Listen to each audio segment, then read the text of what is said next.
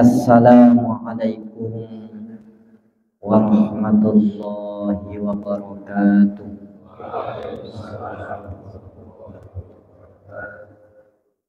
Masih semangat, Pak? Alhamdulillah.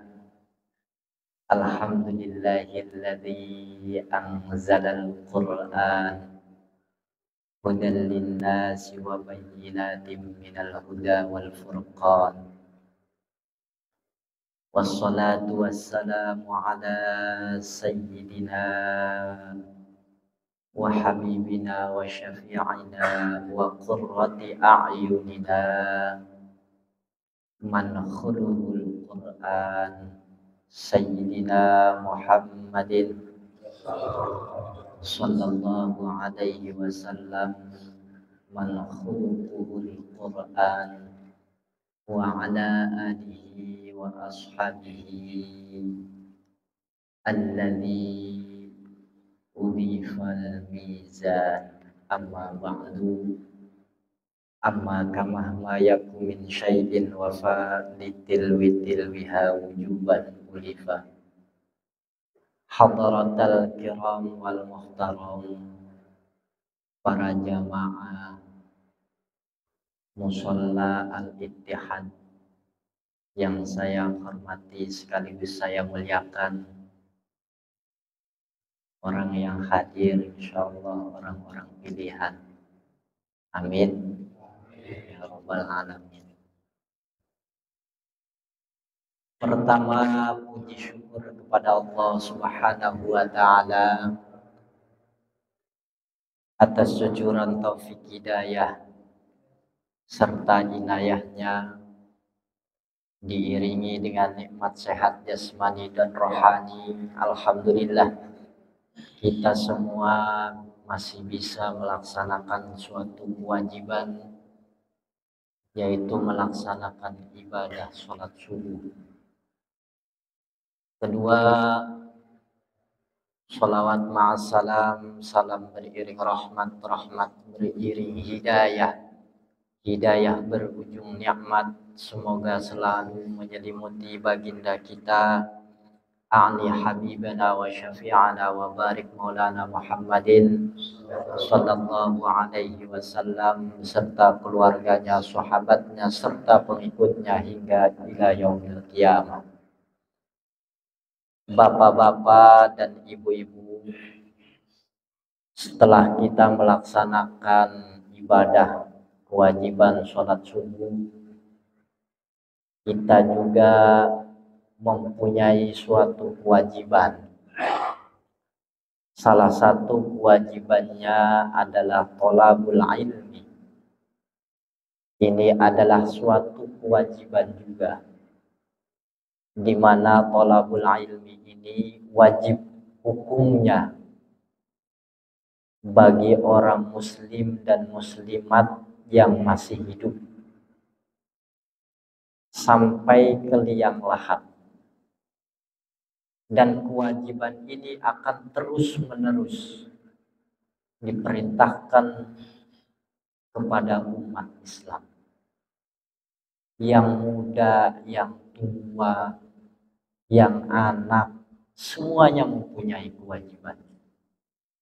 Maka dari itu, kumpulnya kita di pagi hari ini semoga menjadi wasilah, semoga menjadi pelantara kita, salah satu melaksanakan kewajiban thalabul ilmi.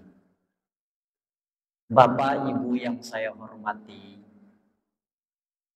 beberapa peringatan yang sudah kita rayakan.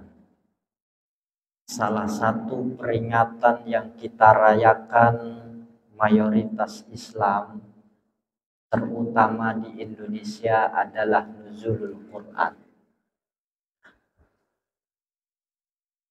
Memang di dalam Al-Quran banyak disebutkan. Al-Quran ini teramat sangat mulia, teramat sangat agung, sampai-sampai waktu waktu yang diturunkan Al-Quran pun menjadi mulia. Waktu ketika Allah menurunkan Al-Quran, waktu itu akan menjadi mulia. Dan siapapun yang akan memegang Al-Quran, dia akan mulia.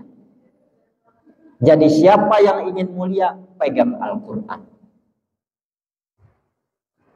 Allah berfirman dalam Al-Quran surat Al-Baqarah. Allah mengatakan, Syahrul Ramadan alladzi unzila fihi al-Qur'an hudan linnas wa bayyinatin minal huda wal furqan. Syahrul Ramadan alladzi unzila fihi al-Qur'an. Bulan Ramadan ini adalah bulan diturunkannya Al-Qur'an. Betapa mulianya Al-Qur'an. Ketika Allah menurunkan Al-Quran di bulan Ramadan, Ramadan menjadi mulia. Maka ketika manusia ingin jadi mulia, maka peganglah Al-Quran. Sampai Ramadan pun menjadi mulia karena di dalamnya diturunkan Al-Quran. Ketika Ramadan itu diturunkan Al-Quran, ada dua cara Allah menurunkan Al-Quran. Yang pertama dengan cara jumlatan wahidatan, dengan cara jumlah sekaligus atau 30 juz sekaligus. Allah menurunkan min lauhil mahfud, dari lauhil mahfud ila sama idunya, sampai ke langit dunia. Itu Allah menurunkan Al-Quran 30 juz sekaligus.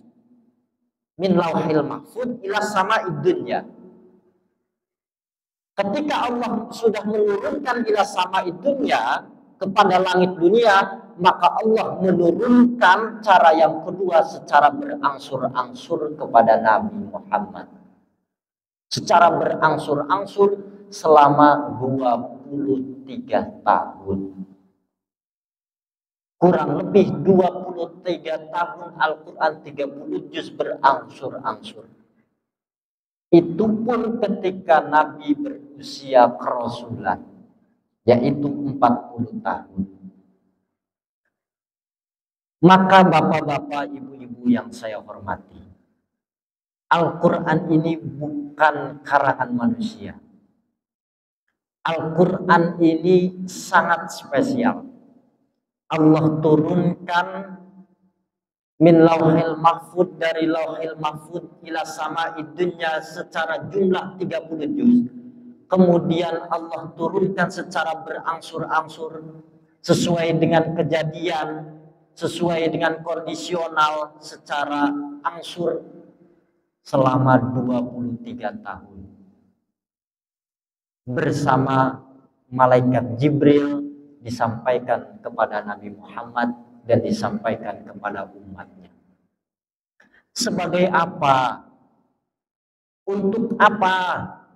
Tujuannya apa?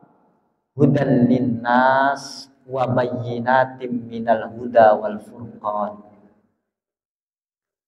Sebagai hudan linnas, petunjuk bagi manusia.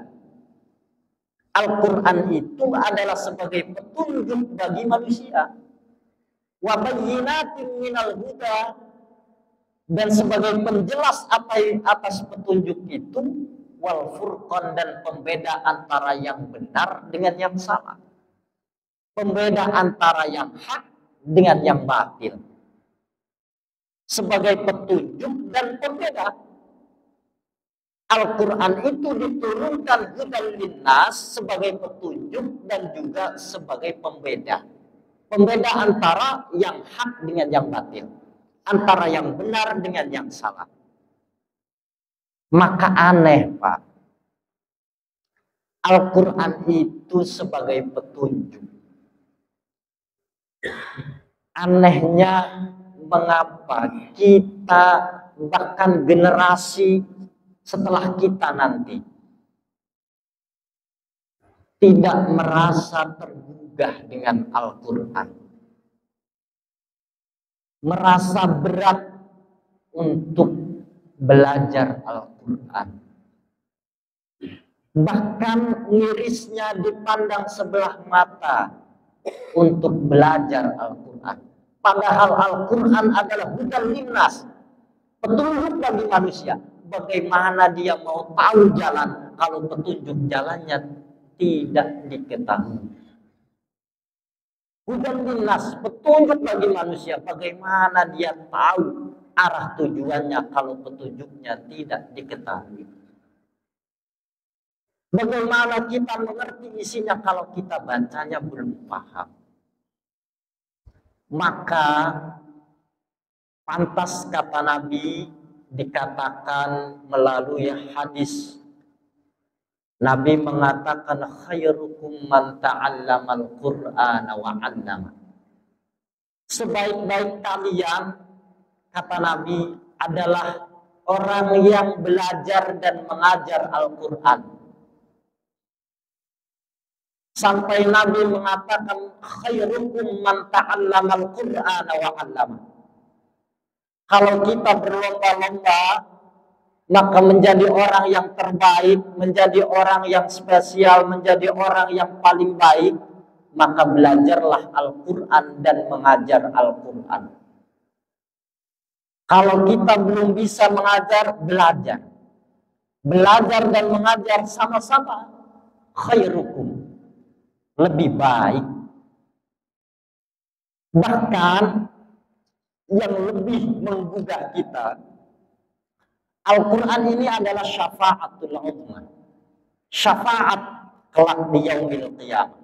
Bedanya, syafaat Quran itu, pertolongan Al-Quran ketika nanti kita di akhirat. Al-Quran itu memberikan pertolongan sebelum kita diazab.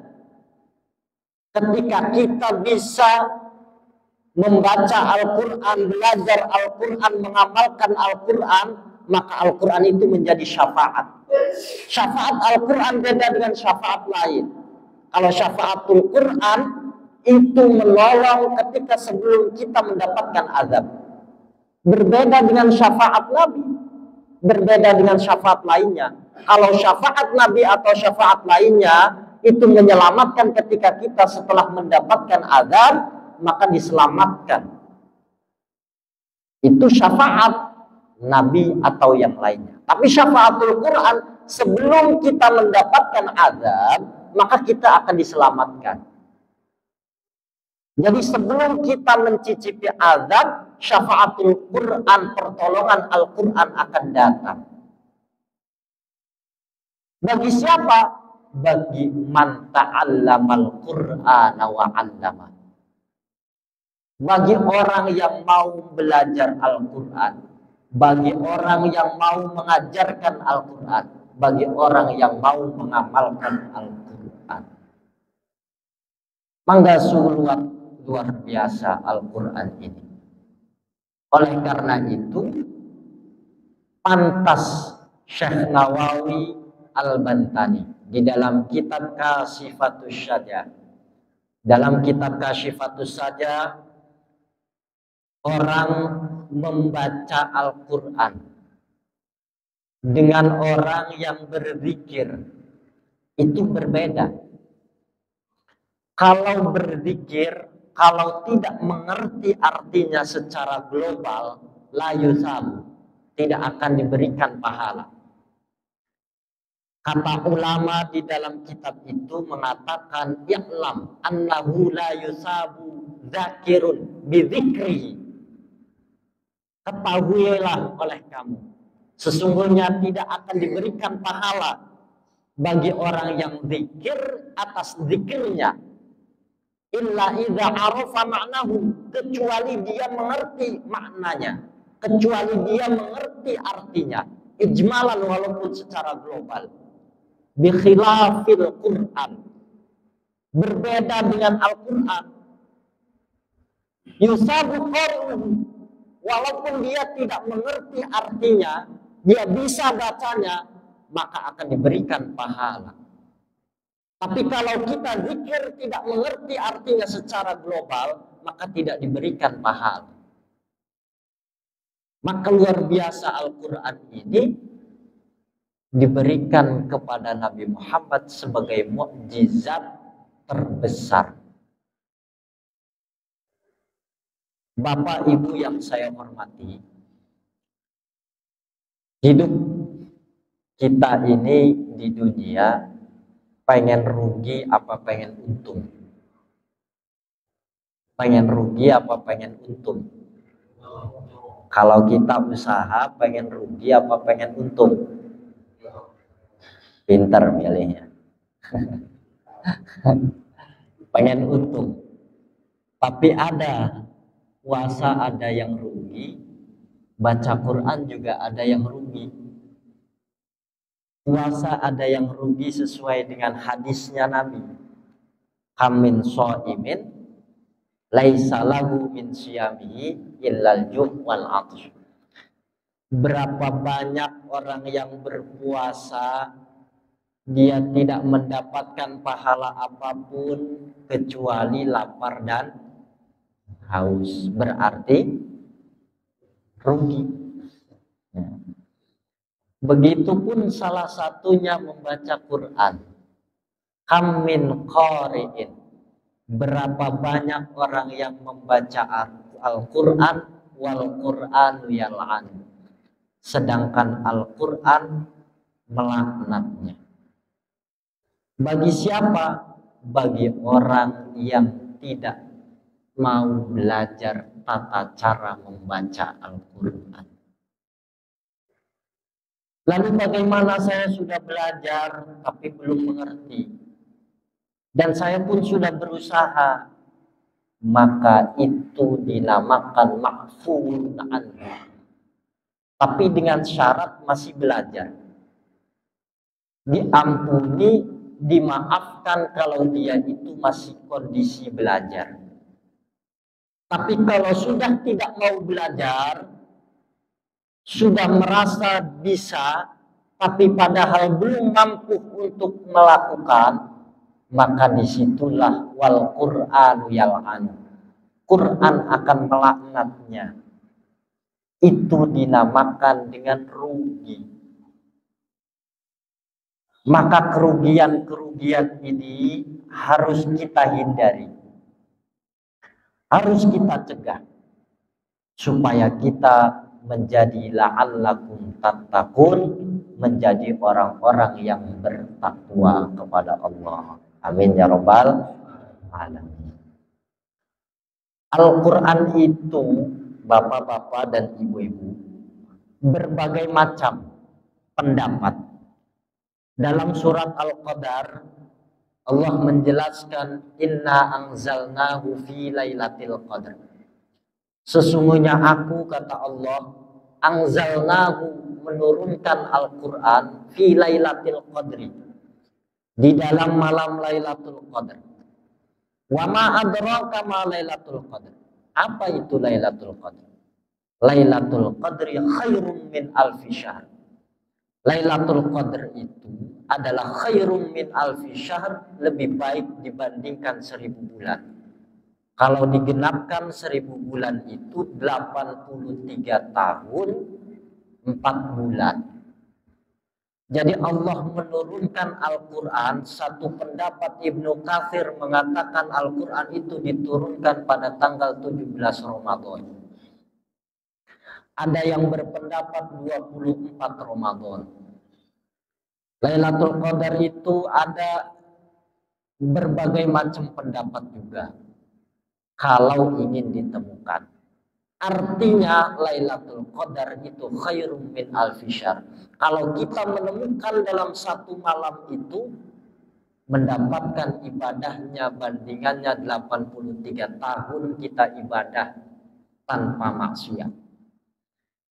Awal mula asbabun nuzul ayat ini ketika Nabi itu iri dengan kaum-kaum sebelumnya.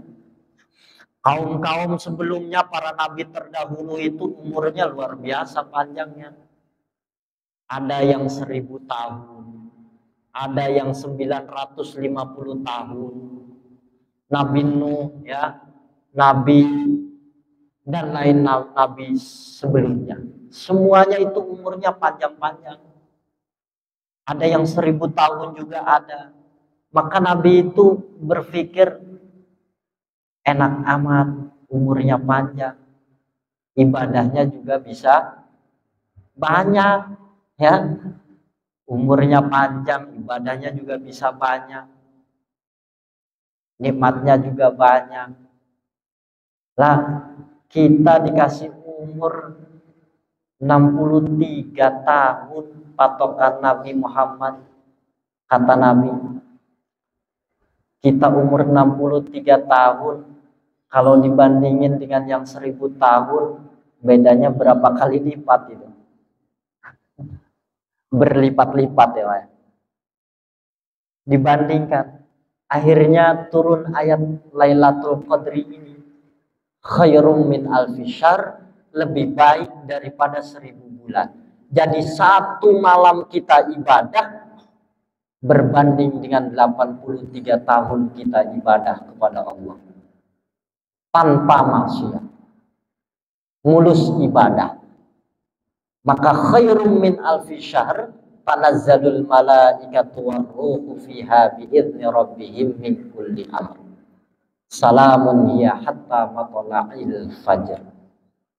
Jadi malam Lailatul Qadar ini, satu ulama yang kuat adalah adanya di 10 hari terakhir di bulan Ramadan.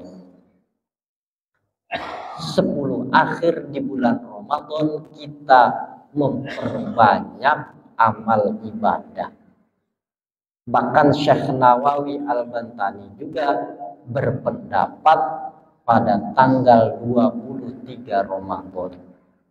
Karena menghitung dari lafaz Lailatul Qadri, berapa huruf yang ada Lailatul Qadri itu? Lam, ya, lam, ta, alif, lam, qaf, dal, sama ro. Berarti 9. Berapa kali disebutkan di dalam surat Al-Qadr? Inna anzalnahu fi lailatul qadr. 1. Wa ma adraka ma lailatul qadr. 2. Lailatul Qadri. 3 kali Allah menyebutkan, kata Syekh Nawawi, 3 kali 9, 27. Menurut Syekh Nawawi berarti 27. Ada yang berpendapat ganjil di 10 akhir. Berbagai macam misterisnya, karena memang Lailatul Qadri hendaknya dicari dari mulai awal Ramadan hingga akhir Ramadan. Karena di bulan inilah kemuliaan Ramadan. Kenapa bisa mulia? Karena Allah menurunkan Al-Quran. Jadi yang bikin mulia adalah Al-Quran. Maka ketika kita melanjutkan ayat yang tadi, faman syahida minkumus syahra falyasum. Ketika Al-Quran turun, Ramadan bisa mulia. Bahkan ketika untuk menghormati Ramadan, faman syahida minkumus syahra falyasum. Ketika kita menyaksikan kita masih panjang umur untuk menyaksikan atau kita menemukan di bulan Ramadan, falyasum, maka hendaklah untuk berpuasa. Jadi karena mulianya Al-Quran, Ramadan mulia. Karena Ramadan mulia, kita berpuasa. Bahkan wa man kana maridan aw ala safarin fa'iddatun min ayyamin ukhra. Ketika kita pun tidak berpuasa karena alasan syar'i, sakit atau sedang bepergian, biasanya bapak-bapak, ibu-ibu lagi mudik, ke kampung halaman dengan jarak tempuh yang sudah ditentukan bisa membuka puasa, maka boleh untuk berbuka puasa.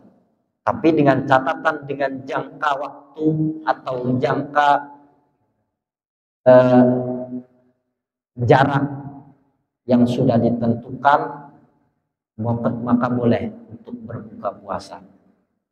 Safar, bepergian atau orang sakit boleh. Tapi karena saking mulianya Ramadan, fa'iddatun min ayyamin ukhra. Ketika kita meninggalkannya, berpuasa di bulan Ramadan, maka hendaklah diganti di hari yang lain. Seandainya Ramadan itu tidak mulia, tidak dimuliakan mulia, maka pastinya tidak diperintahkan untuk diganti. Karena saking mulianya Ramadan, dahsyatnya Ramadan ini, ketika kita meninggalkan pun wajib untuk menggantinya. Begitupun dengan sholat.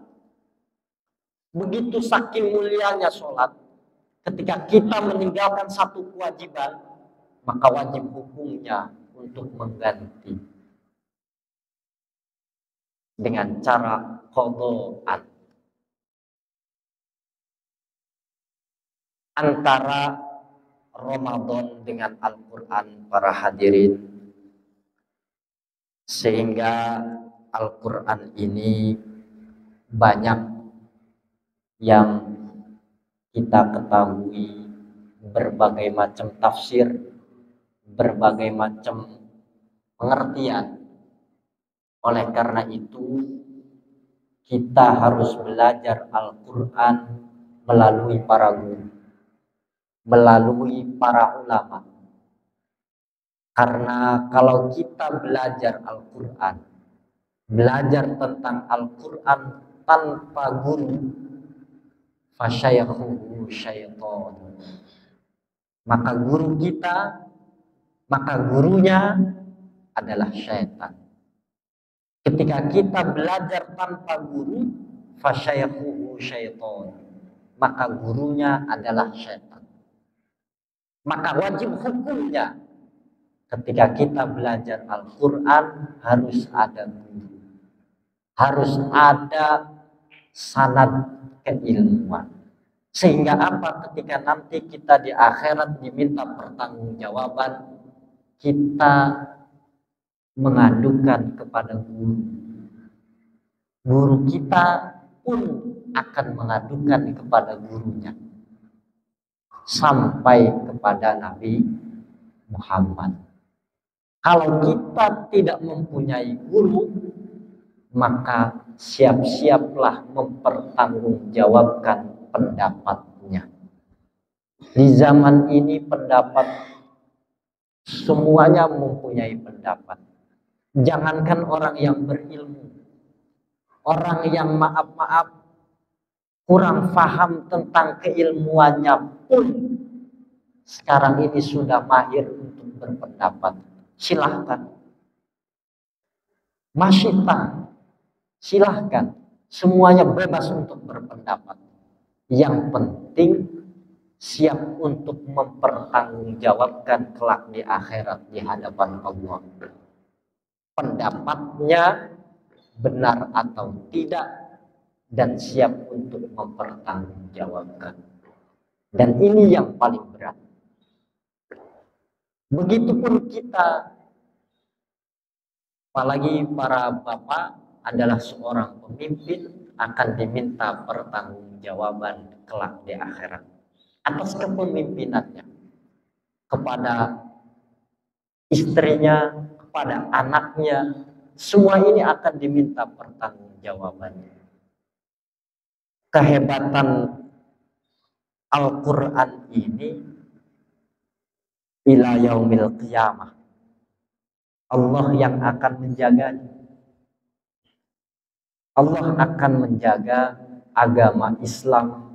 Allah akan menjaga sebagai petunjuknya Al-Quranul Karim. Dan setelah kita mampu membaca Al-Quran, mengkhatamkan Al-Quran, dalam satu hadis Allah menurunkan 60.000 malaikat. Sitina alfusana. 60.000 malaikat diturunkan bagi orang yang sudah menghatamkan Al-Quran dan memberikan sholat rahmat kepadanya. Dan ketika dia berdoa, maka diaminkan oleh 60.000 malaikat. Coba bayangkan, ketika kita baca Al-Quran, dimulai dari suratul Fatihah sampai 30 juz diakhiri dengan surat An-Nas, maka Allah mengutus 60.000 malaikat. 60.000 malaikat turun kepadanya. Memberikan apa? Membawa rahmat kepadanya.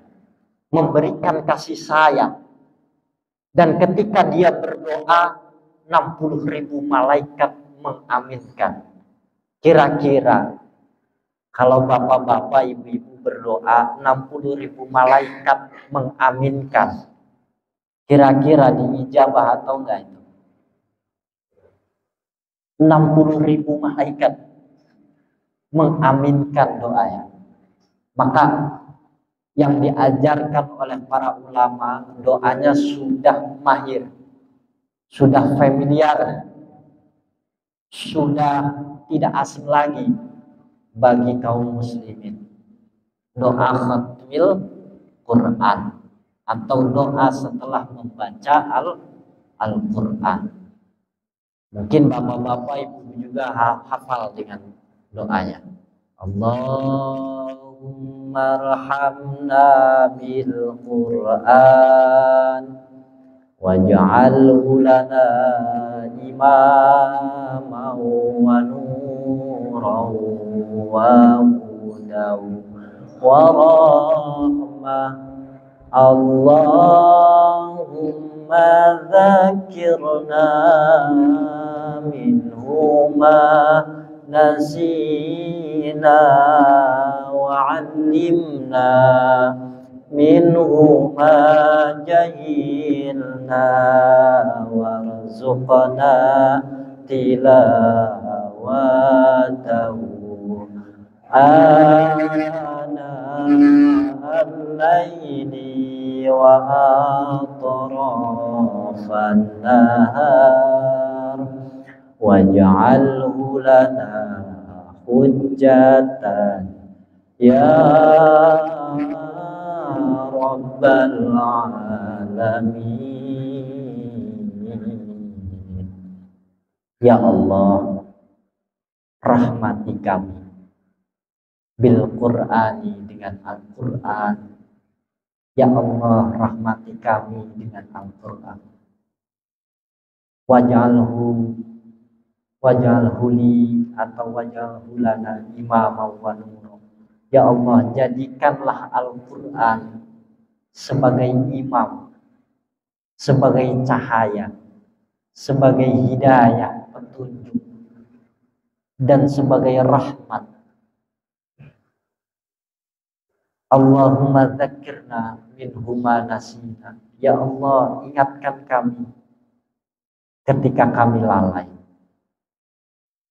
Wa 'allimna minhu ma jahilna. Ya Allah, ajarkan kami, ketahuilah kami apa-apa yang kami tidak ketahui.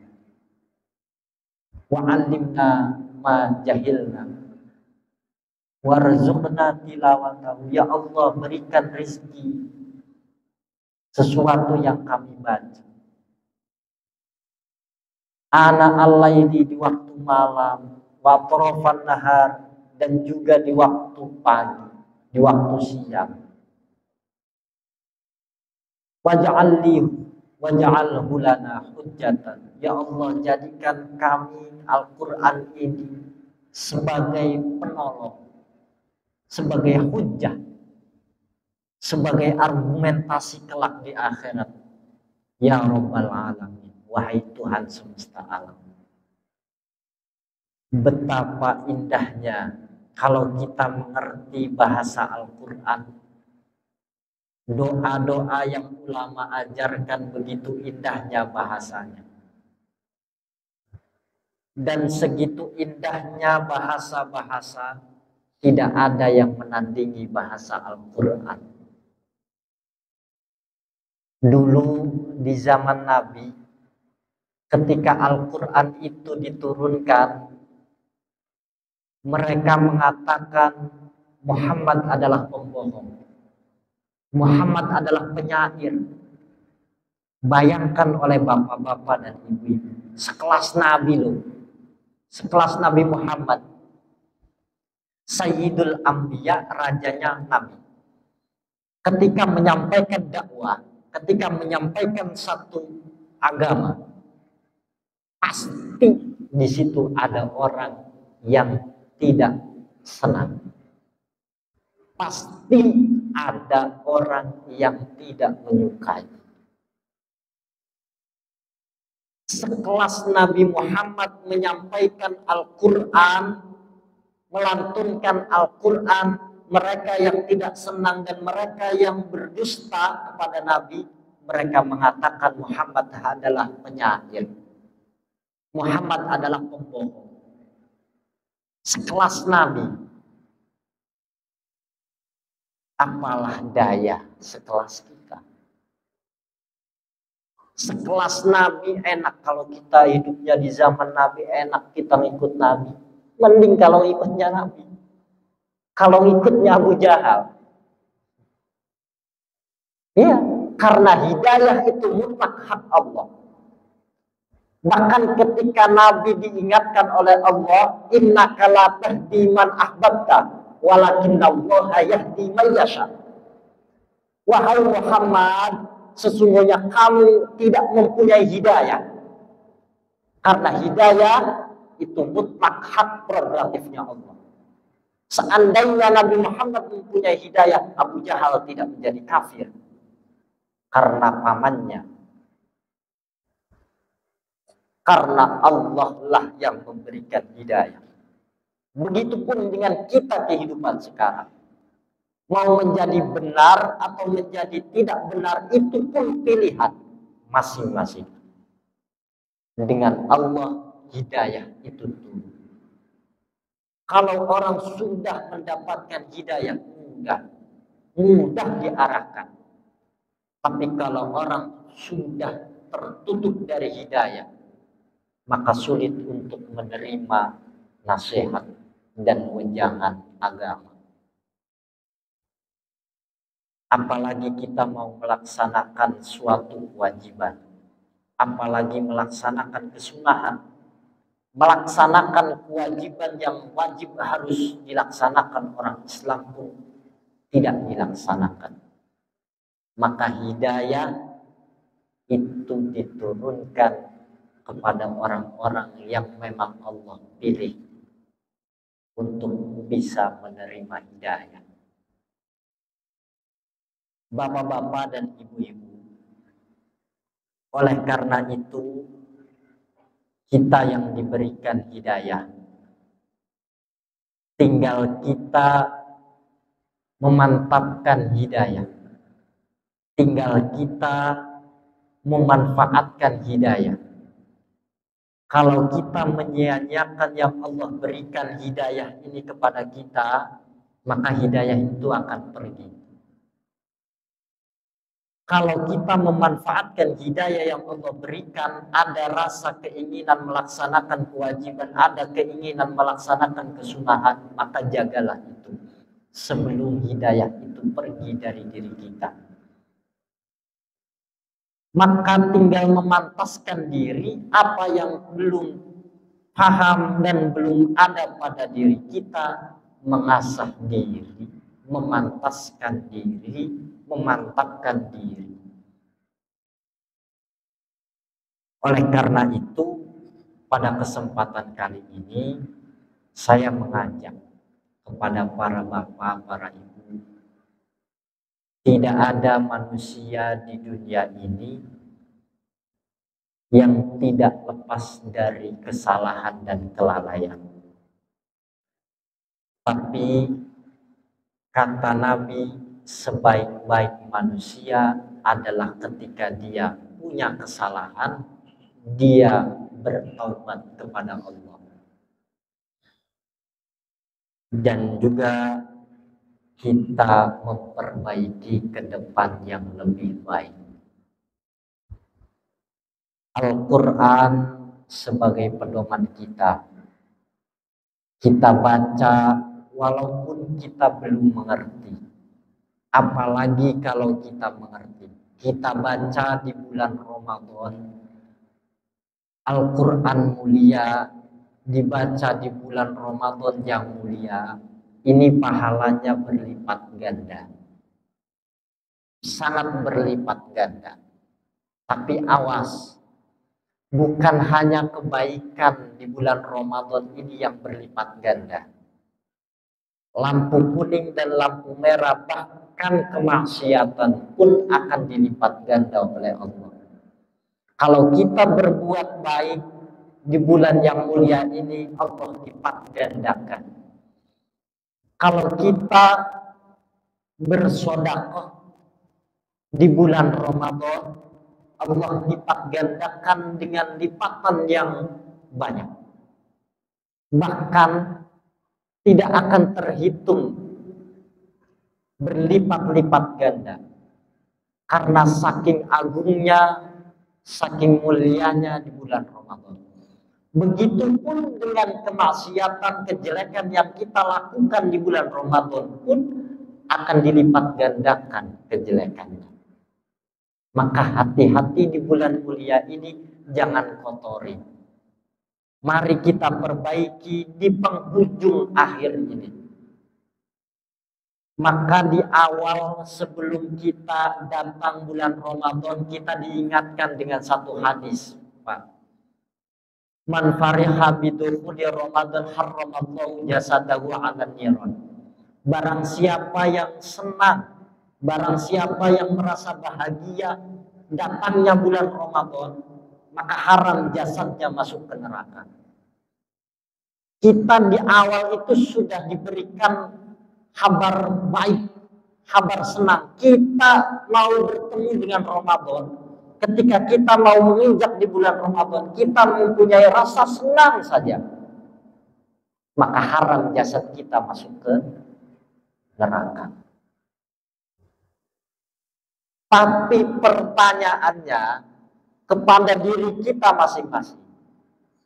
Pertanyaannya, kita lebih senang datang bulan Ramadan, apa kita lebih senang ditinggal dengan Ramadan? Nah, itu pertanyaannya kembali ke pribadi masing-masing. Kita lebih senang datangnya bulan Ramadan, apa kita lebih senang ditinggal bulan Ramadan? Secara gambarannya, kita lebih senang masuk Ramadan, apa kita senang Lebaran? Lebih senang Lebaran, apa lebih senang malam pertama tarawih? Pertanyaannya itu. Iya, kalau kita lebih senang Lebaran berarti ya nggak jadi hadis itu.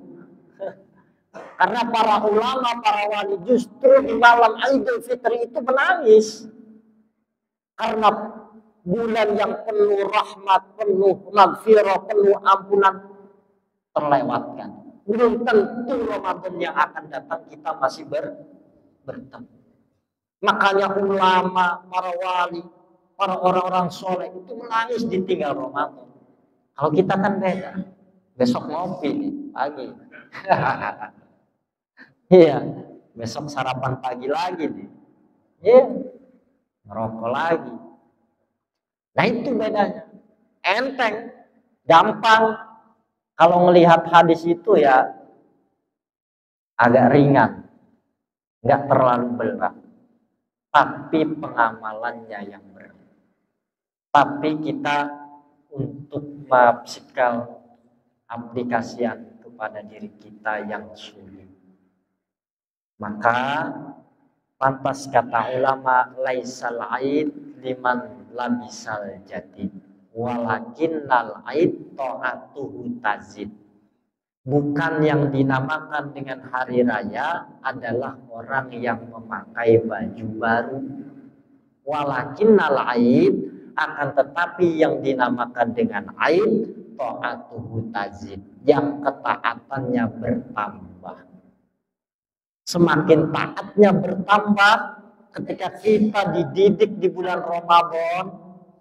Di bulan Ramadan kita 5 waktu tidak pernah telat, bahkan sunnah pun kita laksanakan, maka kita buktikan nanti ketika selesai Ramadan.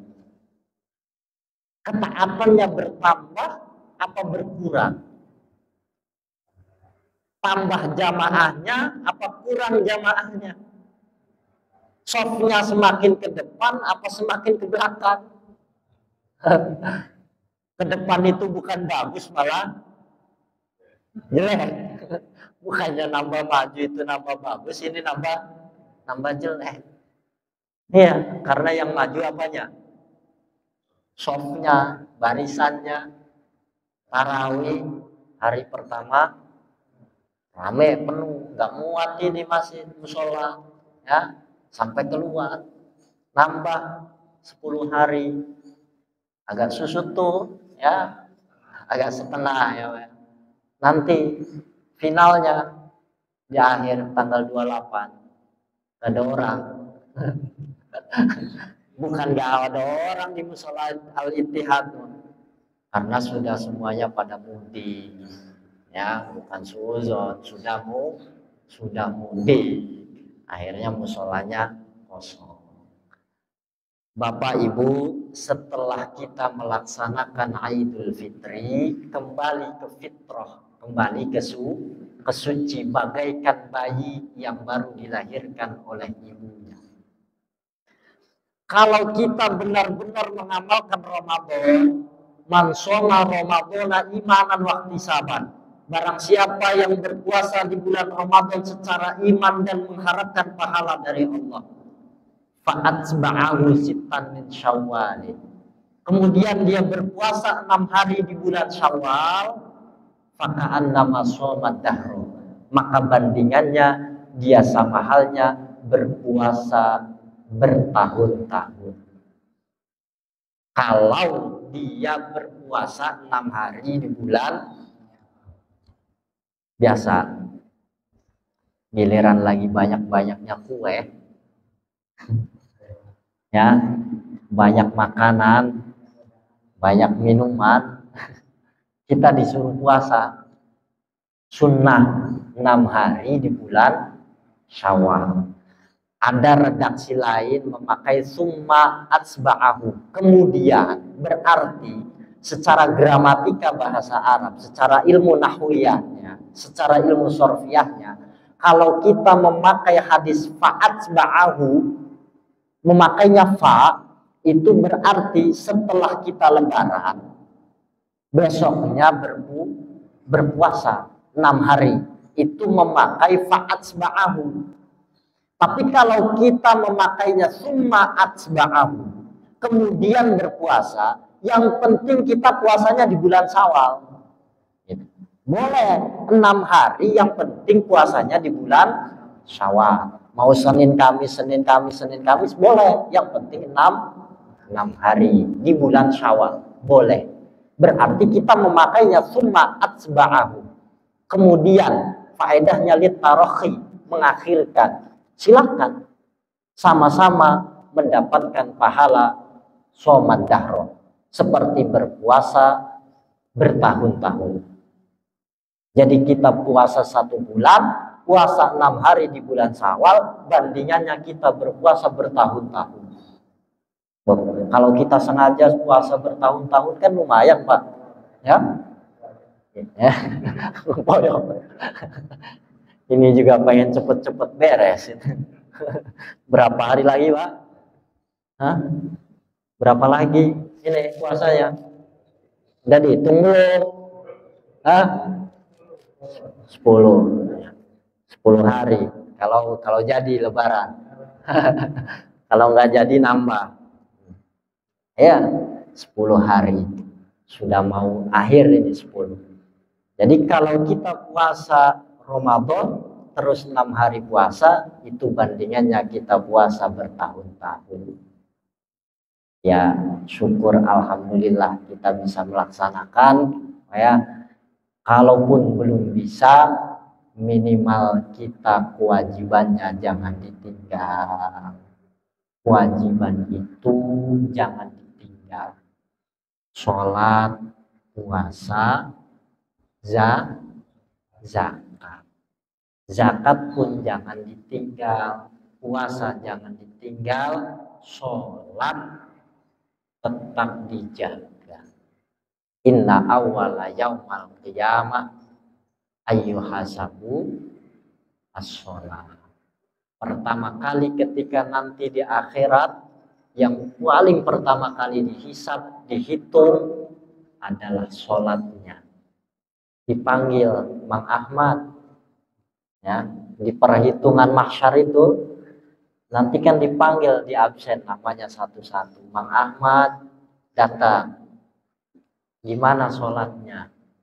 Yang pertama kali dihisab, dihitung, ditanyakan pertama adalah tentang sholat. Apabila sholatnya baik, maka urusan yang lain akan dipermudah. Tapi kalau masalah sholatnya sudah acak-acakan, sudah kurang beres, maka rumit untuk urusan lain.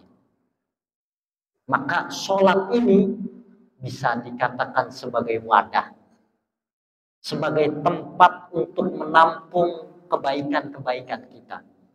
Bagaimana ibaratnya kalau bapak-bapak punya wadah, punya satu tempat itu kita mau isi air, punya gelas, kita isi air, gelasnya bocor, gelasnya pecah. Kira-kira air itu bisa penuh atau tidak? Tidak akan pernah penuh. Karena tempatnya, karena gelas kita bocor. Begitupun dengan amaliah kita. Sholat ini ibaratnya satu gelas, satu wadah. Kalau sholatnya bolong-bolong, kadang zuhur enggak, asar sholat, ya, kadang maghrib sholat, isya telat, acak-acakan di dalam sholatnya. Maka kebaikan-kebaikan yang lain yang kita lakukan itu akan tidak memenuhi, tidak akan penuh isinya, karena akan hilang melalui lubang-lubang yang kita perbuat, yang kita tinggalkan. Dari sholat itu kita tahu kembali laginya kepada Al-Quran. Sholat yang kita baca bahkan menjadi rukun sholat adalah Al-Quran juga, yaitu membaca suratul Fatihah. Suratul Fatihah adalah rukun sholat. Kalau rukun sholat, maka wajib hukumnya kita harus bisa. Kalau kita tidak bisa rukun sholatnya, maka tidak sah sholatnya. Jadi dari mulai awal kita mengerti tentang Al-Quran, bahkan sampai ke inti pertama kali yang dihitung mengenai tentang sholat, dan sholat itu kembali kepada Al-Quran sebagai rukun. Membaca suratul Fatihah itu adalah rukun sholat. Rukun sholat kalau kita tinggalkan dan tidak mengerti, maka batallah sholatnya. Kalau kita tidak batal, kalau kita tidak melaksanakan rukun sholat, batal sholatnya, tidak sah sholatnya, maka sia-sialah pekerjaannya. Maka terakhir saya ingin bersama-sama mengajak pada para hadirin, bapak-bapak, ibu-ibu, hayu mari perbaiki mangkana yaumuhu khairan min amsihi fahuwa rabihun. Barang siapa yang hari ini berusaha lebih baik dibandingkan hari kemarin, maka dialah orang-orang yang beruntung. Dialah orang-orang yang beruntung. Tapi barang siapa yang hari ini lebih jelek dibandingkan dengan hari yang kemarin.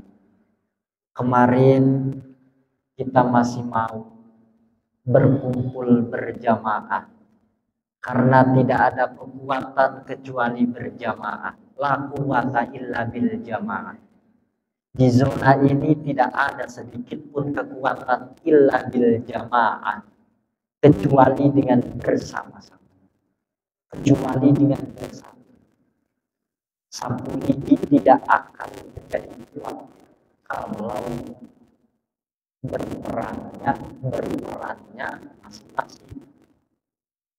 Maka ketika bersatu menjadi satu, berjamaah, maka sekian banyak lidi akan menjadi kekuatan.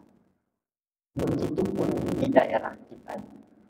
Kalau zona ini akan menjadi kuat, maka satu-satunya harus banyak berjamaah, harus menyatukan satu visi dan misi, saling bantu membantu dan saling tolong menolong.